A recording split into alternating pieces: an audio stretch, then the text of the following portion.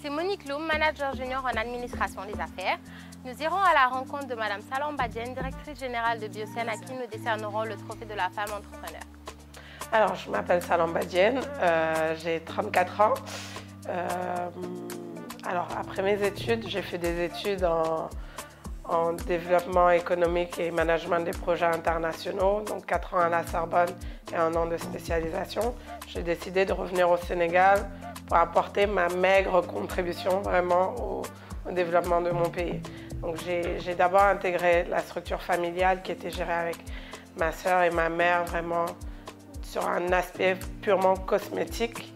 On a commencé à développer l'alimentaire petit à petit. Donc en 2017, j'ai décidé de créer Biocène, où j'ai vraiment pris le lead. On a vraiment développé toute la partie agroalimentaire de la structure. Aujourd'hui, Biocène est vraiment dans le Made in Sénégal, le Made in Africa à 100%.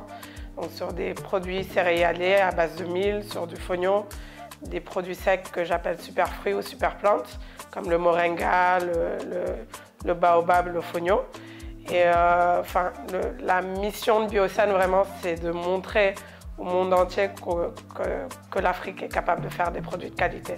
Donc, on exporte beaucoup.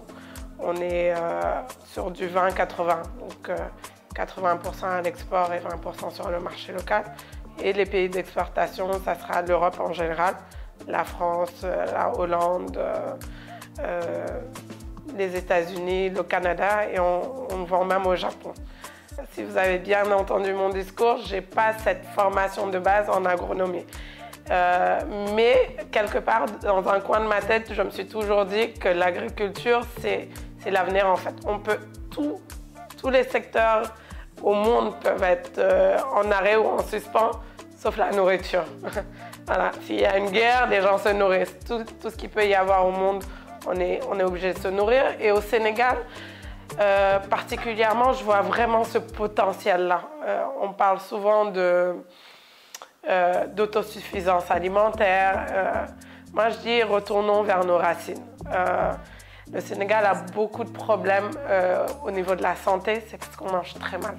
Difficultés, alors il y en a tous les jours en fait, donc qu'est-ce que je peux vous dire de particulier?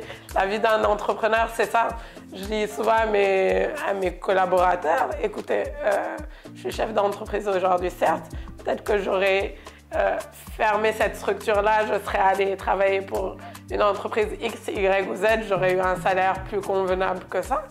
Mais au-delà des difficultés, c'est pas ce qui m'anime, c'est vraiment l'impact que j'ai aujourd'hui qui me fait vivre. J'emploie des personnes ici, je travaille avec presque 3000 producteurs dans le Sénégal, je me source aussi au Mali et au Burkina.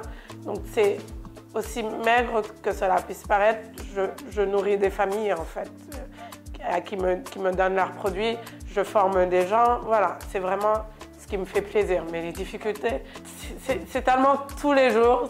Je travaille beaucoup avec des groupements de femmes et c'est ce qui m'a animée, hein, ce qui m'a poussée à aller vers ces produits Made in Sénégal, c'est que j'ai tourné très jeune, j'ai commencé à 23 ans l'entrepreneuriat quand même. J'ai fini mes études à 23 ans et j'ai sillonné tout le Sénégal vraiment, de la Casamance à Kédougou à la zone du Nord.